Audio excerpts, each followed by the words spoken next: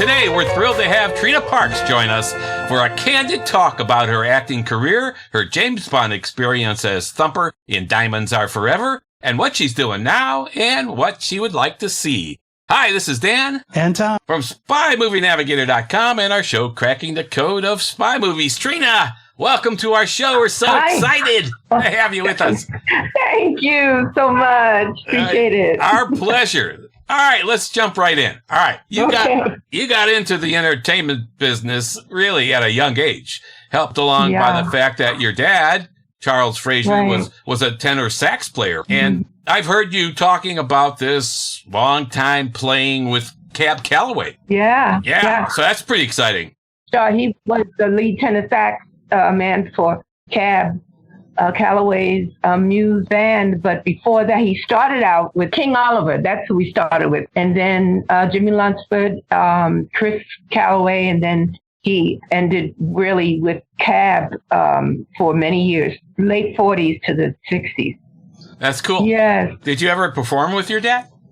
Actually, no. He actually performed with me in my show. Oh gosh, he was close to 80 something. And I did a show because I was the principal in Sophisticated Ladies 10th anniversary show tour production.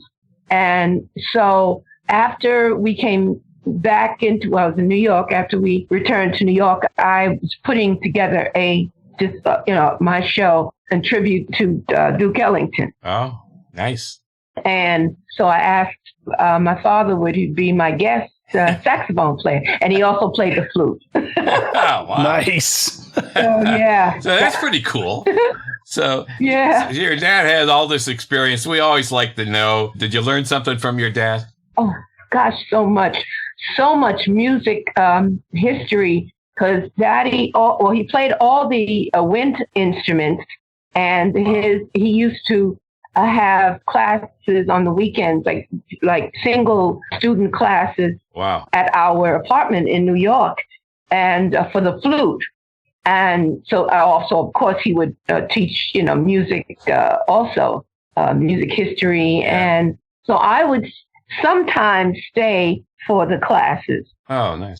My focus was dance. So in most weekends I was out, in classes myself, in dance classes, but I was able to stay for some of his classes and learn some music and learn the flute. Wow. And learn the flute by Daddy, just, without, being in the class. Just personally, he would teach me the flute a little bit. And I always said I wanted to combine, because I've done my show many times since, but I haven't used the flute because that was one thing I said, I had, doing so much in the show, arranging the show and all that, but I didn't do the flute. But I would love to, if I'm doing my show again, to really, purchase a flute and do something. That's so cool. That'd be really neat. Yeah. And Daddy had all the records, because at that time, they were records. Yeah. And he had, and the people that he had performed with, all the singers, Lena Holmes and Sarah Bond and Billy Eckstine and all those singers back in the 40s. And he had every single album of theirs. And I used to play the albums, and that's how I learned a lot of the jazz songs. Plus, I used to go with him to rehearsals. Yeah. So very cool. Hey, vinyl still sounds better than digital. Yeah, that's right. I love it. That's right. Absolutely. All right, so you were doing the dance stuff. You were learning from your dad, and then when you were 21, you got a role on Broadway. And this was before Diamonds Are Forever. Yeah. Do I have that right? Right. Yeah. Yeah, that was before. That was it was either her first Roman. I don't have my bio. Yeah, it was her first Roman. I have it in front of me. So it was her first Roman. Okay, good. So tell me what I did. Yeah, because I don't. That's funny. So what did you do in her first Roman? Do you remember? Her first Roman that was choreographed by Kevin Carlisle. I was, one of the principal dancers. Kevin was just wonderful choreographer. And he was actually the first Caucasian choreographer, not that I first worked with, but because I worked with Anna Sokolow back before in Anna Sokolow's company, that he really hired a lot of black dancers. And it was mostly all female dancers in her first Roman, too. And I think I worked with him again, but I can't remember something we did. But yeah, I was dancing in that. Yeah. All right. So you were singing. Sorry, we were singing. You were singing too. Okay, singing cool. Too. Yeah. Great. So you started then. Yeah. You did the stage work, and then you moved and got some roles in Beyond the Valley of the Dolls and The Great White Hope. And so you moved from stage to film. How was that transition, and how was making those two movies for you? It was a little different, but when I was my friend Marsha McBroom, she was one of the co-stars in Beyond the Valley. She was only black in that movie, and I'm trying to think when, but she called me because we worked together in Catherine Dunham's company, back in 64, right. 66. And so she said, would I like to come to, and do a stand-in for her and do the, what do you call, like a stunt work. I said, I never did that before.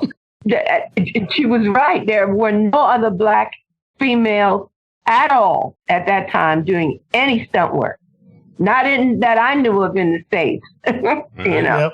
So she said, well, if you come and, you're going to get a lot of money at that time, was a lot of money for doing that. And it's like, maybe a week or so, maybe 10 days work. And I said, okay, I'll come. And actually, the choreographer, Donnie McHale, who I was principal dancer with back in 66, he was choreographing Great White Hope. Okay. And so he asked me if I would like to come. Great White Hope was filming in that same month as I would, as I did the Beyond the Valley. Wow. So I said, fine. Okay. It just worked out. And I paid for my way there to do Beyond the Valley. But I got double what of my flight. And of course, then it was maybe $100. So, which was a lot, maybe $200, from New York to LA or something, I don't know. And then I went right into doing Great White Hope. Yeah. And I said, cool. You know what? I like this weather. I'm staying. LA weather was better than New York. I didn't go to LA to be, oh gosh, yes. Except for New York in the summer when it gets, really hot and humid. But otherwise, yeah, I did. I just stayed, and so that's pretty cool. I met a manager, and that's from there on. You danced with James Earl Jones in The Great White Hope, didn't you? Oh yeah, right next to him. Yeah. But I had worked with him in Emperor Jones back when I was with Downey's company in 66, because we did the actual dance concert, Black New World, but we also performed the Emperor Jones production in some countries. Okay. Basically countries that spoke English more so, Yeah. Mm-hmm. Yeah. In The Great White Hope, you had one impressive hat on, and we're going to ask you about some costuming throughout your career, and if you don't mind. Oh, yeah. You had a very wide costuming career. Yeah. Yeah, let's go to Diamonds Are Forever. All right, you played the uncredited role. That film. Yeah, go ahead. That's right. Yeah, you played the uncredited role of Thumper in the 1971 James Bond movie Diamonds Are Forever. And if I remember right, you were something like, 23 or 24. You were pretty young, right? Yeah, you're right. I was like about 24, because I was pretty much middle year, because my birthday is in December. Yeah. All right. And the scene, although the scene's not that long, right? It was impactful, and people still talk about it today. Mm-hmm. I mean, the character of Thumper, your character was unique. And really, there really haven't been any duplicates in any other James Bond movies to follow with that kind of character. So you are unique in that sense. So let's talk about the interview process for James Bond. How you got the interview and how was that, and were you really nervous, and how that all went? My agent, Marty Klein, at that time, for Agency for the Performing Arts, I had signed with them. And he called and said that the Bond people from the James Bond movie would, wanted to see me. And actually, I didn't say it to him, but I had never, ever seen a Bond movie. And I didn't know who Sean Connery was. And it's not, with no cell phones, with computer then, so it's not like you could put, I had no idea.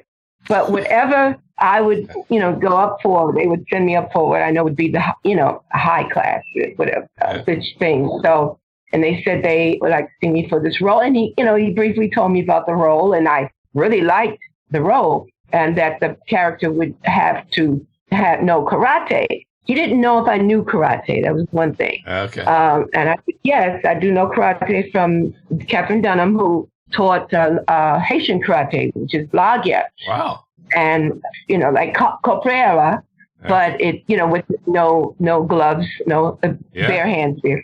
Yeah. Wow. So that I knew.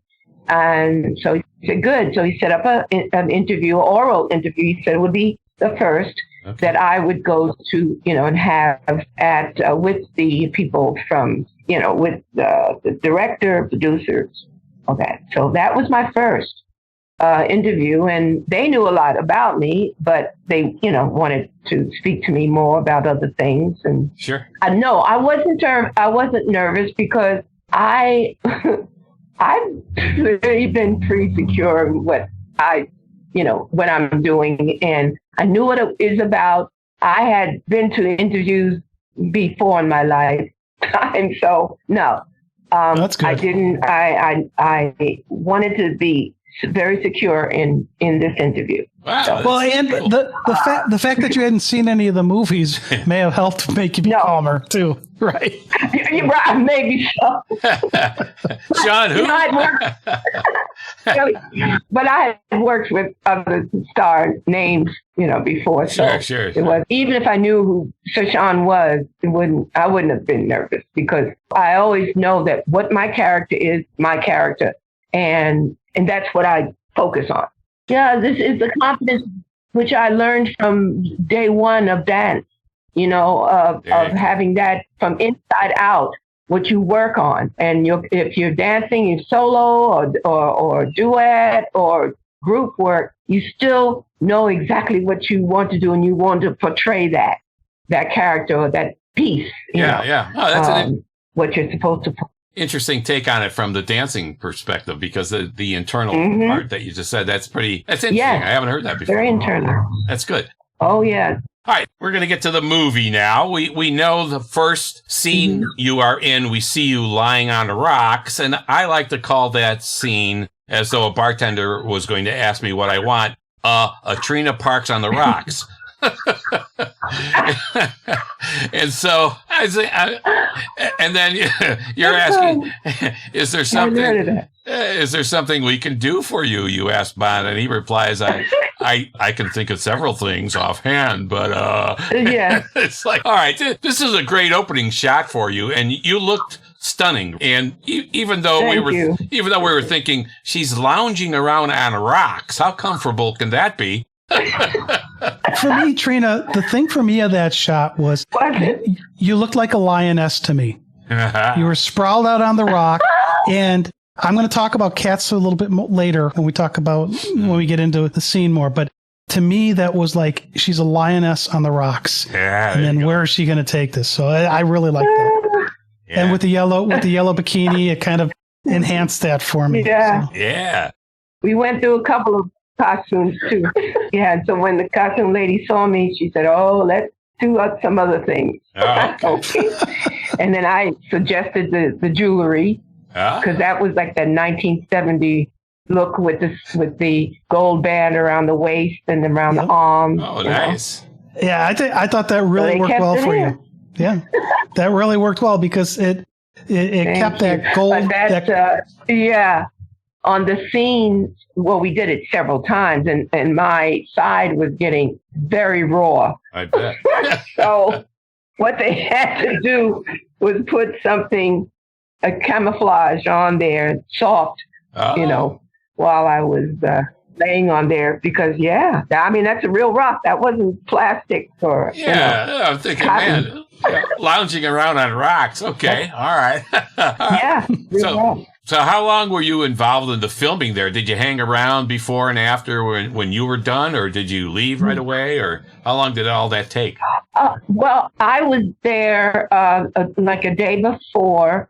They actually, I was there the day before I was to come on the set, which was, I was the first to come on the set, and then, they changed the character, the actress of Bambi's character about 2 days later. Oh, okay. And so I think she came like the next day after me, but then Mary came to replace her. And I think I wasn't, of course, told why, but I'm pretty sure it's because the other actress couldn't do the Olympic things, that Mary, they wanted Bambi's character to do. She was, to do that, and then I was, of course, to stay on the ground. Right. But, so that's what happened. She was like, oh, thank you. Yeah, she was quite young. She was like 16 maybe at the time. Really? Wow. Yeah. Oh, my gosh. She was very young. She was kind of quiet because this was her first and only and last. She wasn't an actress or anything. She was an Olympic contestant at the time. Oh, wow. Oh, that's interesting. And of course, later, she became, and actually she is a CEO in the medical field now. Oh, wow. Yeah. People say, why didn't she do another? Because that wasn't her thing. She just did that one half-heartedly because, It's weird where careers can head. Yeah. Well, the scene looked well choreographed. So tell us about how you prepared. How did you prepare for the scene? And did you have any suggestions or moves that actually were used in the movie that they actually said yes to? Yeah. Yeah. Bob Simmons, who was the stunt director, he was wonderful to work with. He gave, of course, he knew, of course, where we would start and of course, end up. Yeah. But between that, it was like a horseshoe diagram of us, how we would work. And of course, he said, this is where you go here, you have to go here. And then the middle section of where Bambi has 007 in a clutch, and she's on the bar on the swing on the bar and takes her legs and puts them around his neck. And I'm on the floor. Well, that whole section, Bob said he wanted to see what I could do, what I would do. And we went through a few different choreographic things. He said, I'm not a choreographer. You see what you can do. And so we decided on what you see on film is what was this. After I did, it was two different things that I did. And then when Sir Broccoli and Sir Hamilton came in to see it, to view it, and to get their opinion and that's what ended up on screen. Yeah. Which was mine. That's pretty cool. I mean, your face and your sounds after the stalking shot, which I love, by the way, that is like fabulous. Before you kick him in the chest, that's priceless. I mean, that was perfection. That was like just absolutely, you couldn't improve on that. It was. And to me, that was very cat-like you were stalking like a cat. Yeah. And that was what it was supposed to be. That's our lioness. Now I've got two questions on that part. One is, you're there and that table had gotten smashed into, and when the shot's there, the glass is all conveniently not quite where you're sitting. So did they clean it up, or did you just get lucky? Oh yeah. Okay. Oh yeah, that wasn't like plastic glass. It wasn't real glass. Oh, okay. Yeah. All right. Yeah. So it could hurt a little bit, but no. Yeah, that was taken off. before we did anything else. All right. Now, the moves you did there kind of had, I believe, was a Martha Graham influence. Is that from your dance stuff? Yes. Is that right? Yes. And when you studied, that was my Graham, that split turn and that the little stalking thing with my leg up. When I was hoping it would come out all right, because when I put my leg up to get up, I was hoping it didn't look like a jump or, I was hoping it would look smooth. I was trying to do it as smooth as possible. So, did you study Martha Graham under Katherine Dunham, or? Yeah, that was my, I went to the High School of Performing Arts, and that was my major, Graham. And actually, I had 3 of Graham's original dancers were my teachers. Wow. And Graham would come in ever so often to teach master classes to us. And then, after I came back with Donnie's company tour, I joined Anna Sokolo's company, Anna Sokolo was, one of Graham's original dancers. Yep. So, I still teach Graham.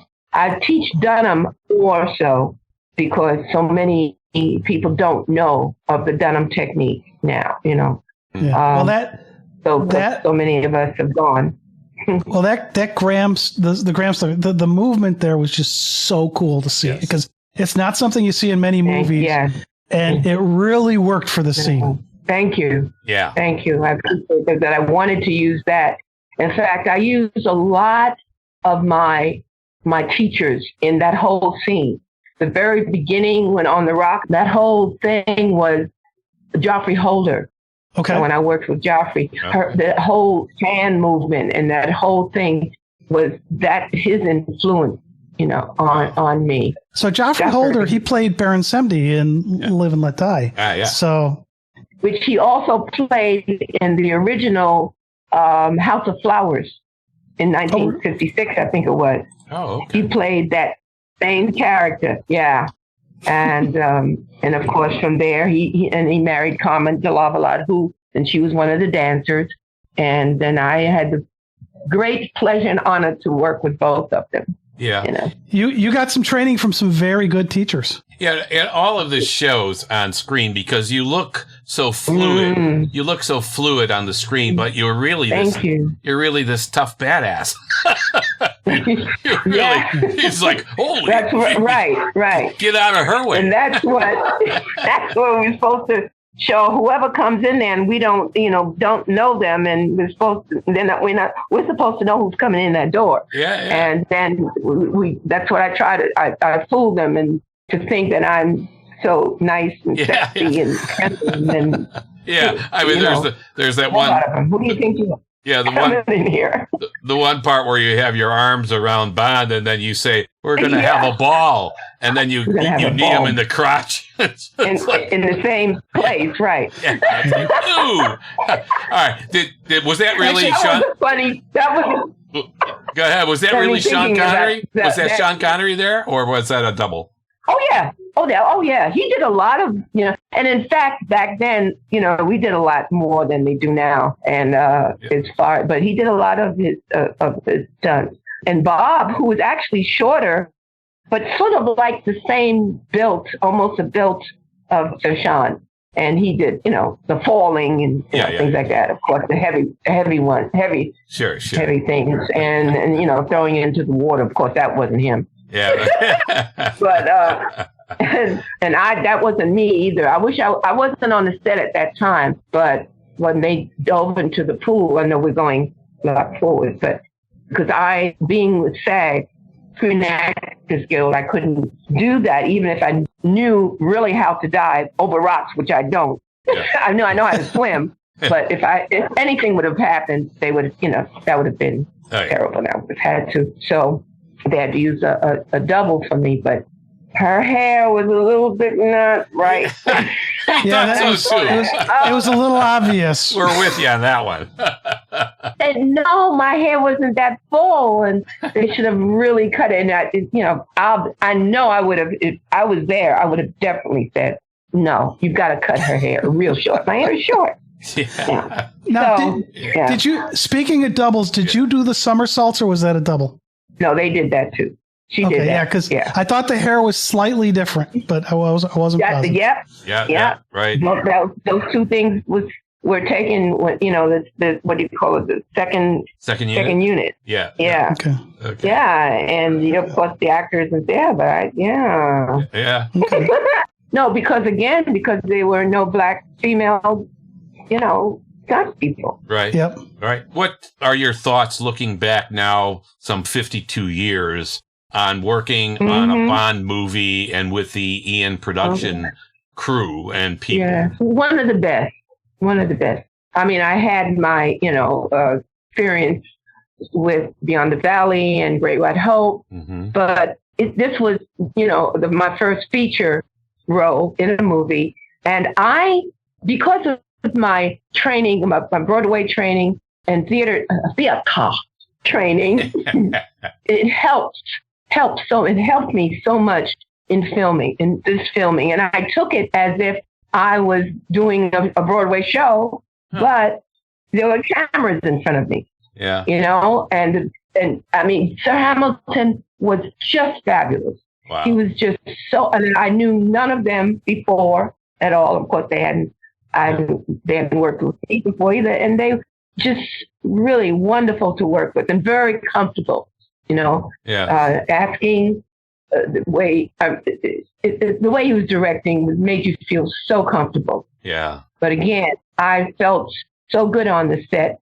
And again, being so blessed to have had the experiences of, working with known and well-known directors, the choreographers, people like that. Yeah. It helps so much. Oh, I was talking, made me think too about the kick in the, after I say, we're going to have a ball, I kick him. Yeah. And I didn't really kick him because I just kind of felt a little bit, that I didn't want to kick him too hard. and so we did it a couple times. And then Sir Hamilton said, well, I think he called me Miss Parks. He said, Miss Parks, I think I know you can do it harder, feel a little bit more strength. I said, oh, okay, well, I didn't want to hurt him. Like that. And so everybody on the set, when he said, well, he had one of those football covers on him. I said, oh, okay. He was wearing a cup or something. Huh? But, yeah.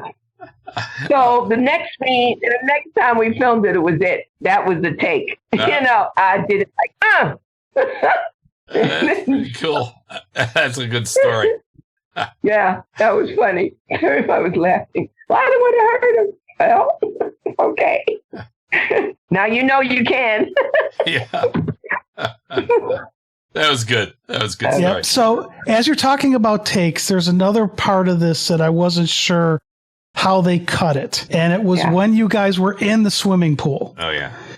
And so the whole scene's about 30 seconds, but the way they shot it, I would assume that you came up and then went back down and then came back up again. Is that right? We were down. Well, of course, we rehearsed it several times, but I did not know that we were going to be down underneath the water so long. Oh, I really? mean, the CIA and all those people, FBI, all those people come running in, and then they start talking, and we're still under the. We're still there. Wow, I would have thought they would have made that as separate takes. Okay. No cut. We are there. No, so is that when you come out? Sit on the chairs and wait for the. No. Oh, really? So you coughing on the side of the pool is you really trying to get your breath back? I'm probably I mean, when we come up, when you see it on film, I'm not acting. I couldn't believe we were going to be under there so long. No kidding. Oh, my God. No, really. That's impressive. I guess they wanted real something, but oh, goodness. So we are actually under there while they're coming in, they're running in, and then they're talking. What? Wow. So that was, but of course, when we did it again, I realized that this is what they wanted. Now, even after some years later or whatever, they started using more stunt people. They would have probably had a stunt person definitely now under the water that long. And we would have been, sitting, and they would have shot that. And then we would have come in and come up from the water. Little movie magic. Yeah. I thought in that scene anyway, you ought to have been able to kick Bond's butt on that one anyway. Him holding down there. I think you were tougher than that, Well, but Bond always wins. I know. That's the way he wins. But fortunately, I didn't die, so I can come back. Yeah, there you go. True. All right. Yeah, absolutely. Yeah. All right. I want to shift a little bit here and talk about the fact that you were the first Black American actress to appear in a James Bond movie. Yeah. And were you aware of that at the time? Now, if you hadn't seen any other James Bond movies, my guess is no. Hadn't, not a clue. Okay. All right. I didn't see any of the movies, and I didn't even know anyway. But no, I remember someone, in fact, a dancer friend of mine, I remember, called me, had seen the movie. I don't know when or something. He had seen it, previews or something, and said, "Did you know that you were the first?" I said, "No, what? No, I was the first what?" And it did open at the Roman Chinese Theater in LA. Mm-hmm. And I was there. The reaction that I thought was really, really strange and funny too was when people, started like cheering for us. And, especially the ladies in the audience. And I'm saying, we're the bad guys. And, every single time I've seen it in movies, it's been the same. That's nice. It's like, I said, that is really, it's so honorable to know that. Yeah. Yeah. Like I said, it's that. I had no idea that would happen. Ah. No. Okay. Very cool. Because it was so different then, because to have females really beat up and having a black and white female. Yeah. Very strong characters. That was not, that was different. Now they got females beating up men all the time. Yeah, Atomic Blonde. Yikes. Oh, yeah. You're paving the way. Yeah. You did I had help no pave idea the I was way. doing that either. Yeah. You did help pave the way, though. That's pretty cool. I helped. Yeah, that was, then we had Gloria, who was my friend way before we did the movie, Gloria Hendry, come in Living Like That. with the love interest with Rosie. Yeah. Rosie Carver. Yeah. Living Like That. Yeah. Living That Die. And then, very cool. Yeah, I think it's like 5 of us now, 5 or 6 of us Black American females in the movie. Yeah. For 1971, though, that was pretty out there for Ian. Did you feel that Ian Productions was at the time a little more understanding of diversity? And yes, in fact, I don't think I know so. Okay. They have been from the very beginning, more so with, I hate to say, with us in the United States as far as casting and, who they cast. And they cast, in ethnicities more open with the European films than they did too with us, with the American cast. Yeah, right. And I really appreciate that, because you could, in all the films, and even before the 80s, 70s, 80s, there were, different ethnicities in their films. Mm-hmm. Yep. With the feature roles. Yeah. Oh, that's good. Yeah, and it's good to hear. Actually, the actual ethnicity of that person was Japanese, was like a black, the Asian. They didn't have somebody portraying an Asian. Yeah, right. That's good. Mm-hmm. Going forward, if Ian Productions were to say to you, "Hey, would you come back to do something else?" Yeah. Would you? I love that. Was a fast yes. Oh, yes. That's a definite yes. There you go. What would you imagine? What would you imagine that role to be? Have you thought about it? Oh, gosh. Because that would be cool. We'd like to see it. Yeah, it would be so much fun too. Oh gosh, it would. Oh, I'm sure it would be a strong character. I don't know if I would do any fighting. I mean, I probably still can do a little kicking, but not as much as I should. I wouldn't do any floor jumping and no more jumping for me. There you go. When I still teach, I teach them, and I have an assistant. And I said, even my Dunham classes, I said, my assistant will do all the jumping. You've earned that right. Yeah, right. No, it would be wonderful. I guess like a character. It would. I don't know.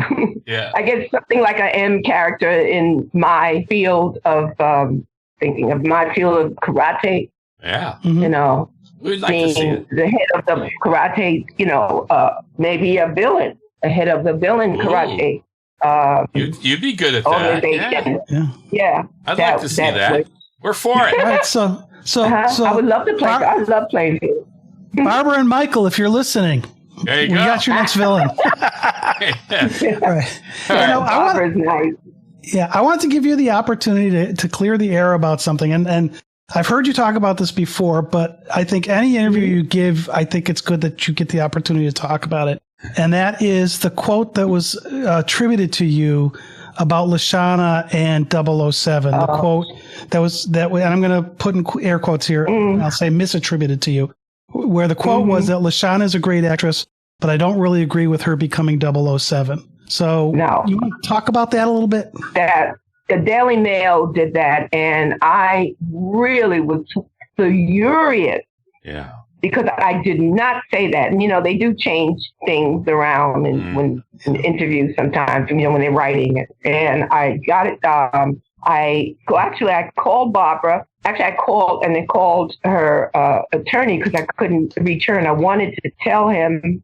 I did tell him. I said, I didn't say anything like that. Anything. I said, here I am, the first black, and I'm going to say, and she's a black present black female, and I'm going to say she shouldn't be. What kind of stupidness is that to write something like that? Of course, she was not 007.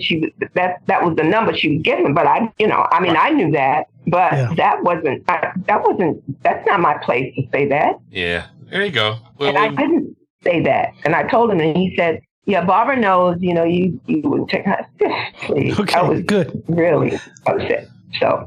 Yeah. Well, good. Well, We're glad you cleared the air on that too, because you hear too much of that, and you do, and you don't hear the actual person like you who was misquoted clearing the air on it, which we love to do. So that's great. Yeah, thank you. And with the internet, that stuff never goes away. Yeah. So let's get your side of it out there every time. So that's good. Yeah. All right. That's good. All right. I have a question for you now. When we talked to Robert Davi, who, he was Franz Sanchez in License to Kill, he had some backstories to tell. Do you have any behind the scenes kind of stories that you can share with us that maybe no one's heard before, or that you thought were pretty amusing or interesting from your experience on Diamonds Are Forever? Well, I think that one was that with the kicking of the balls. Yeah, there you go. Yep, that's that good. was one I'll never forget. That, and I guess the water scene, the two adamant kind of times that I backstage. Everything went so well. The photographer was there every day, and taking different stills. And nice. Actually, my daughter sent me one of the ones that we was just sitting on the couch.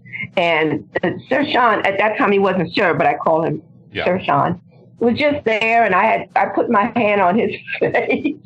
And his face just stood there like, okay, that's what I was supposed to do. He didn't say anything. But first of all, before he came on the set, which was like maybe 3 days later or something like that, he sent me a note, wanted to meet me before I was picked up to go to the set. Wow. Which is the house, location, Elrod House. Uh-huh. And he wanted to meet me just personally, and which So we had, because we were staying in the same hotel in Palm Springs, California, which I eventually moved there and did the Follies for years and stuff.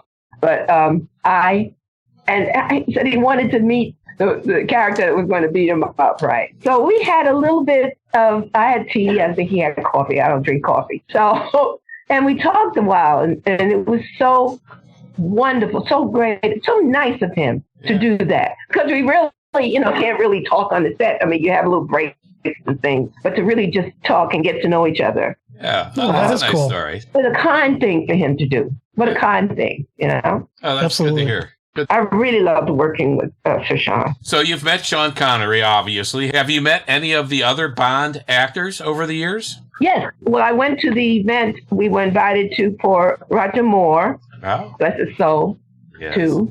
Really nice. So few of us were invited to his tribute to him. Oh, that's nice. And, of course, George Lazenby. I've worked many in England and in the United States. Several autograph shows with him. So, he's I a like great George. guy. We would love to meet George. We liked him. We liked him as Bond. Right. I did, too. I thought he was great. But he knows, because we've been to several different, events where we do speaking and about question and answer and all that. And he's admitted that he kind of messed that up. He said I could have done better. I would have been enough. I think. We wish he would have done a few more. Was. Yeah, he was good. He was so good, but yeah. And when I first met him, I went to we were in a huge event. It was all. We invited different people from spy and adventure movies, like from Star Trek. All different stars were there. It was a huge event in England, and I was in the bus, going on the bus, and he was already sitting there. I didn't know who he was because I had never met him. And of course, he had little, gray in his hair. He was sitting near the window. So I just sat down next to him, and we both had the same bag for our pictures because we both bought the same bag at a store not far from the hotel. We just had a day off. That's funny. And I said, "Oh, you got the same suitcase?" Yeah. So I'm talking to him. I have no idea who I'm talking to, but so I said, his face is familiar, but I can't quite. So we get to the big convention center or whatever. And so the gentleman outside says, okay, George Lazenby and Trina Parks, please come with me. I said, oh, that was George Lazenby. Oh, hi, George. Yeah, really. That's good. That's cool. That's cool. Okay, right. By that time, I had, of course, seen the movies. Yeah. Yes. One of our favorites. And we had our tables right next to each other. And I made so much money. That's good. Yeah, he draws a crowd too, and you do, him, I'm sure. People knew me too, but... Yeah. George is a character, they say. But yeah, so we really became, friends from that that's show. Nice. We would love to have him on the show too, because he's a character and one of our favorite Bonds, really. Yeah. All right, so let's go ahead and switch gears a little bit, because I want to move forward to your next movie, which was vastly different, called DARKTOWN STRUTTERS. And so, Serena's a very, very different character than Thumper. And it looked like this was a fun movie to make, was it? Oh, yeah, it was fun. And I had a lot of friends on that movie, too. Oh, that's okay. Yeah. So was there as much care taken to the blocking as what you had in Diamonds? Yes. And because we had so many different scenes, and different characters. We had blocking. Okay. And I was trained on the motorcycle before. I didn't have to drive it like maybe more than a block or so myself. Because most of those long scenes, all of the stunt guys were they were all guys, and there were no black female. So so my stunt was a man, but So when you see the long driving that, them doing that, when you see close-ups of me driving, it's the camera truck in front pushing me, pulling me. That's good. We were going to ask about that. It's quite a machine that was. Yes. Oh, yeah, it was fun. I've seen one or two of them here and in L.A. since, and I always think about it. Oh, wow. But, yeah, I was trained to drive it, but like I said, I wasn't personally going to drive it maybe more than a block or so, myself. Yeah. Well, after that, it would be that person or the camera truck pulling me. So now, for me, I'm going to go on a little bit of a thing here. That when I first started watching this thing, I'm like, are they really doing and saying all of the stuff they're saying? And it took me a minute before I realized that it really was a comedic satire movie. And once I got that, I think it changed my appreciation of it. Because the stereotypes, I mean, you guys skewer everybody. I mean, it didn't matter who it was. You guys skewered. Yeah, you're right. And I love that. The only thing I really was kind of worried about was the nun when I played them. Oh yeah. I mean, I'm not Catholic, but I'm Christian. I'm spiritual. That's funny. Okay. So that was a little uncomfortable for you, huh? That was just a little bit. But gosh, since then that's nothing what I did. Yeah, now what you see is like, holy jeez. I thought it was kind of cool because adding a little punch to the satire was the little play on on Paul Revere's Ride, as Henry Wadsworth Longfellow's poem, "The Midnight Ride of Paul Revere." Oh yeah. You see Serena riding the chopper there, yelling, "The Klan is coming! The Klan is coming!" It's like, the Klan is coming. Yeah, it's like, oh my God. There was that was clever. On the section where you see where the what do you call the Keystone Cops stopped me, and with the big red button on the top, and there is a burglary going on behind me. Yes. With that they did part of that. Well, of course, the second unit did that with me not even being there, and there was almost a tragedy. Because there was a lady driving, and why they didn't have it even more blocked off. What happened is she thought, I guess where she was coming from, I don't know which way, but she thought that was a real burglary, and she got nervous and stepped on her gas instead of the brake.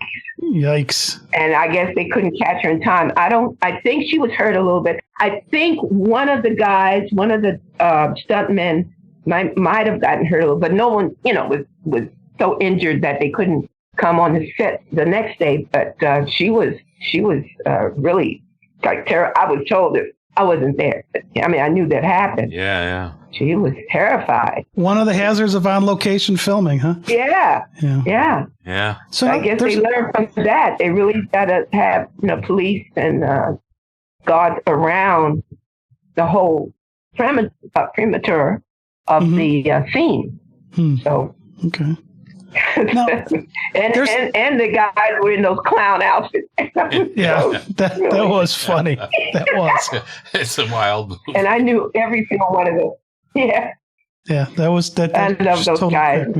Yeah. Now, one other thing I wanted to talk about was in your costuming in Thumper was I'll call it minimalistic, and now Michael Nicola was the costume designer here, and your costumes had that 70s look. They were loud. Anything you want to talk about the costuming there? Because it was very, very different than what we had when we saw you in Diamonds Are Forever. The costume for there is very, it's very loud. It's very 70s. Oh, yeah. That's what they wanted. And I really liked them. And it was so 70s, and the shoes, and you could see the boots and, the wide boot heels and and the big hats and, for the scene in the scene where we had the ride, where it was a ride. But yeah, in a very, very 1970s overdone 1970s. Well, everything was overdone in this movie. Yeah, overdone. Yeah, because the whole thing was supposed to be, a spook type of thing. Yeah. Now, you had some scenes with Roger Mosley too in that movie in DARKTOWN STRUTTERS, right? He was a great character. Obviously, I remember him as TC on Magnum PI. He was terrific. Magnum. We lost him last year, unfortunately. Yes, couldn't believe it. Anything from working good friend with Roger that you could tell us about and how he was and. Oh, how wonderful it was, because I knew him as a friend too before, and we just got along so well. No, nothing. I mean, not one kind of any kind of disagreement at all. We just had fun the whole film, So I can say nothing negative, without our working. Yeah, he seems like he would be a really nice guy. Really nice. Oh, yeah, he's great. He's so great. And, of course, we've done a couple other things since then in L.A. But, yeah, I really enjoyed working with him. And one of the other guys, he was actually staying with us. The one that what the character, he had the thing where he was poisoned, not poisoned, where he would squirt the thing on you. Oh yeah, VD. The guy who played VD. Thank you. Yeah, that was that was Otis Day. Well, I know he we were friends of he and my husband, and he was actually staying with us for a while. Oh. I don't know why. I don't know if he didn't live in the area, but he was just so funny. Yeah. He was Stan Shore. I actually didn't know him as well before, but we became, of course, friendly after that. And Shirley Washington. She was. We were in the same organization, Kwanzaa, together. The two other ladies, I didn't know them before. I think one was a dancer with Tina, if I'm not mistaken. You just mentioned Kwanzaa. What was the organization for? The purpose of our organization was to help battered women and children. Actually, we were sponsors of the Genesee House in L.A., which still is in L.A. Yeah, at that time was all made up of Black female actors. And basically, I was the only dancer in the organization. I sponsored Jane Kennedy to be in it. Wow. And actually, my Bond sister, Halle Berry, has built a wing, another part of that Genesee house onto it. So we sponsored that. I would go and give, dance classes and movement classes to the ladies and all.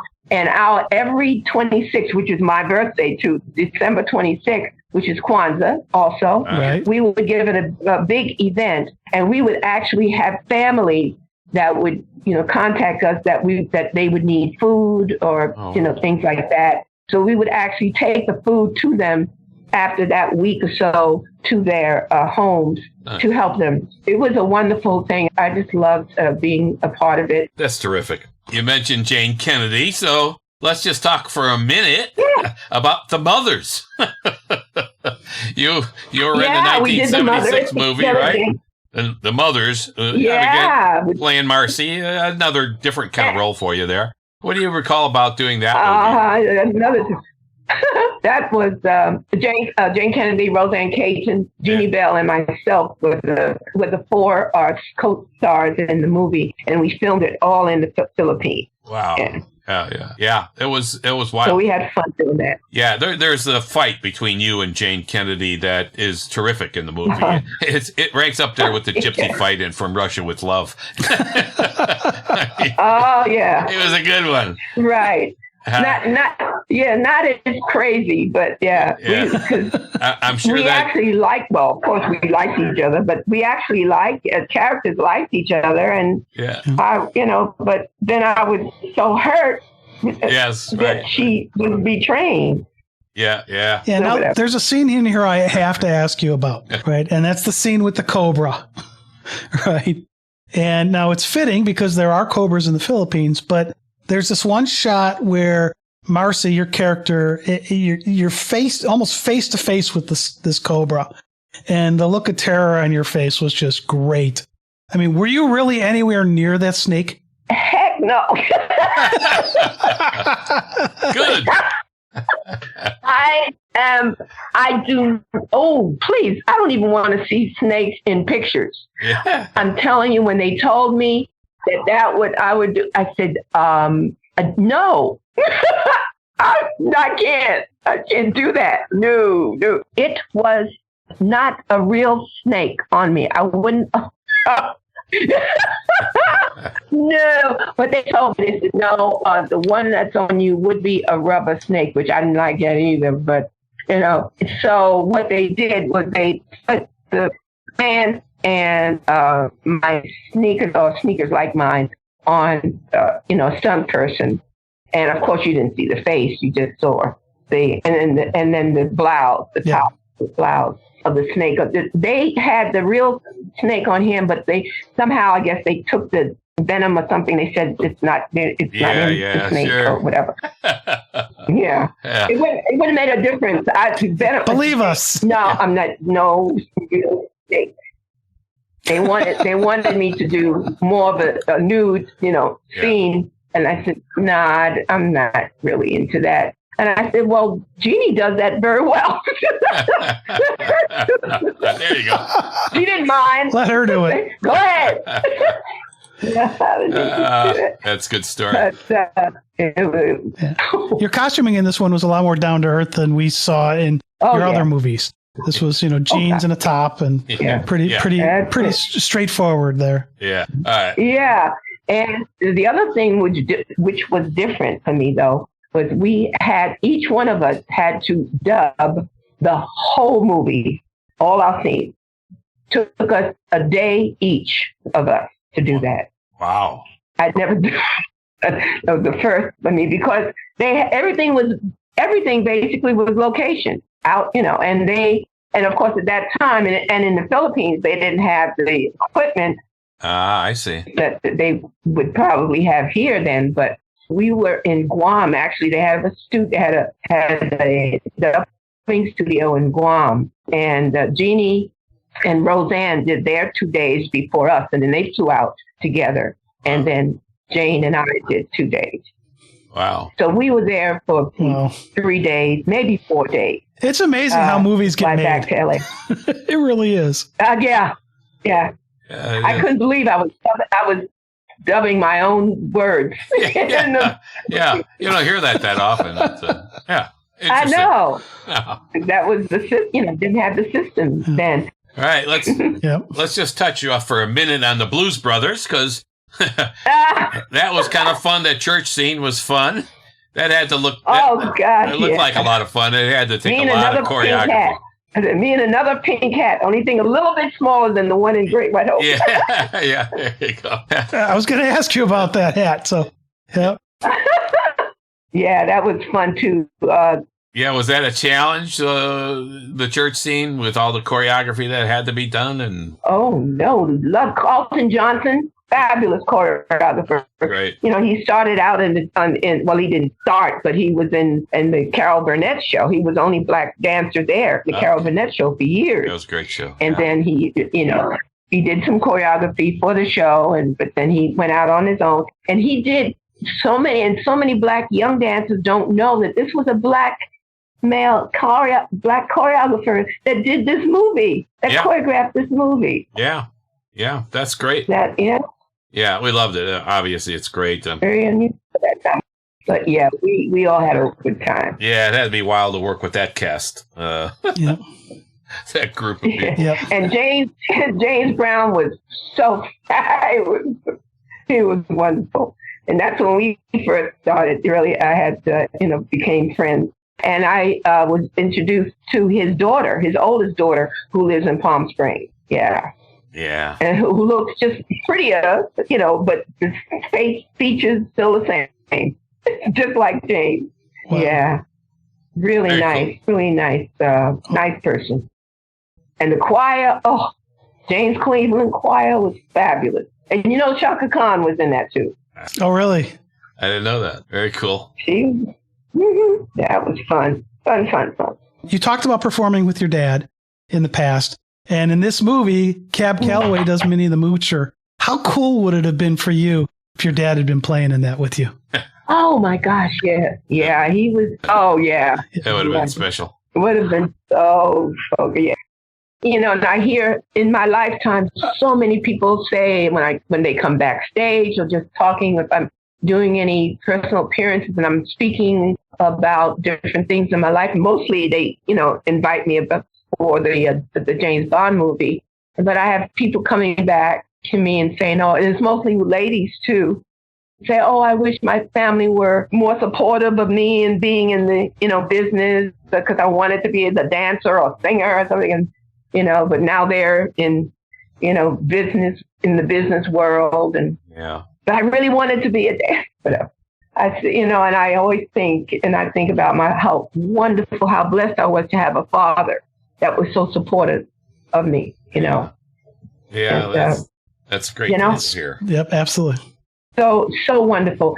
And, you know, at that time to really push me, and you might know my mother passed when I was born. Yeah. She passed in my birth. Right. So my father, he was out on, you know, with Cab for a while. So I was with my aunt and then my grandmother first and then my aunt. But when he started to come off the road, I was like 8 or 9. And then he, you know, moved to the Riverton houses in Harlem. And that's when I you know, actually really lived with him. Yeah. And he was, you know, my mother and father took those roles up until, well, he was 96 when he passed. Wow. But he just did a phenomenal job, you know, being the, you know, father. Great memories you have. At that time, single father, you know. Yeah. Well, it's nice raising a preteen. Yep. But beautiful to have those memories, right? Yes, fortunately. And fortunately, my focus was on dance and focusing. I didn't get into any drugs. I didn't smoke. I didn't go out with boys. That wasn't no. Yeah. This is what I wanted to do. And that was my focus. And my first boyfriend was my husband who came out. We met in high school, John Parks. And he was a dancer. So we worked together. And so it was, you know, we both had our focus. Yeah, that's beautiful. And I'm so blessed.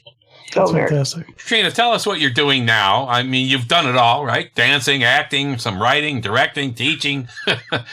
Tell us all about. Tell us what you're doing now, what you're up to, and what you like to do. Oh, honey, I'm retired now. No.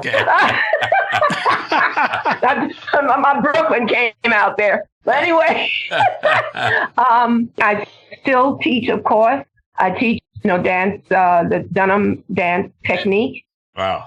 I just did 2 choreography, some pieces for my goddaughter's modeling company. And she is a Haitian, my goddaughter, and she had a Haitian celebration a few months ago. And I did choreographed a Dunham celebration dance.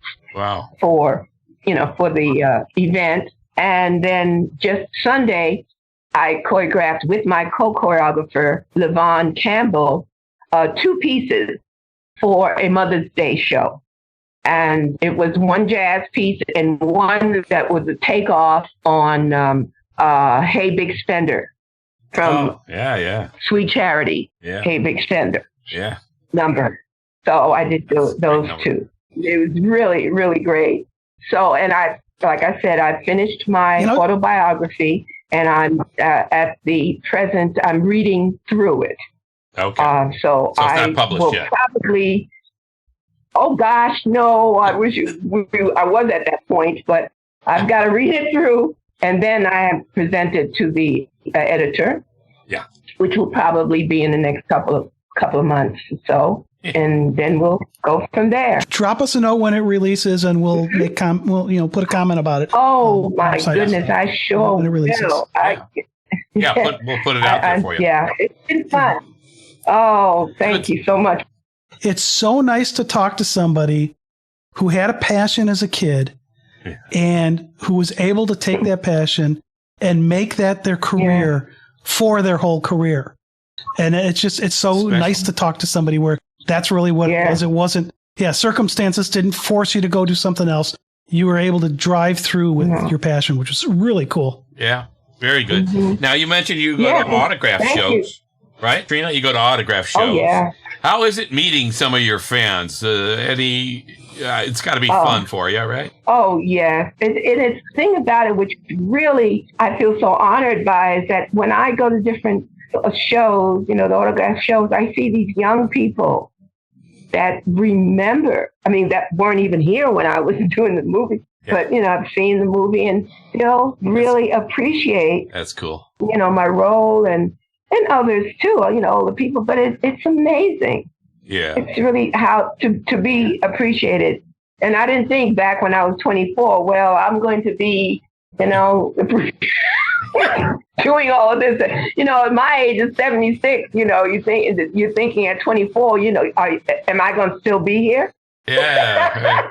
That's exciting. That's great to hear. Right. You're still here. You're kicking. You may not be jumping, but you're kicking. Yeah, I'm still kicking, and I'm so blessed to be. I really have. I was at when I was at the event, the Mother's Day event. One of the ladies, several mothers there being said, greetings to Mother's Day, and so one of the mothers asked me, and she said, for one of the other performers told her that she wanted to work with me. Told her mom, and she wasn't a real dancer, but she wanted to really do some more dance and all that. And I told her I was having my master class on the 12th and the 14th coming up. So her mom, we were talking, and her mom saying, you're about 60 or so.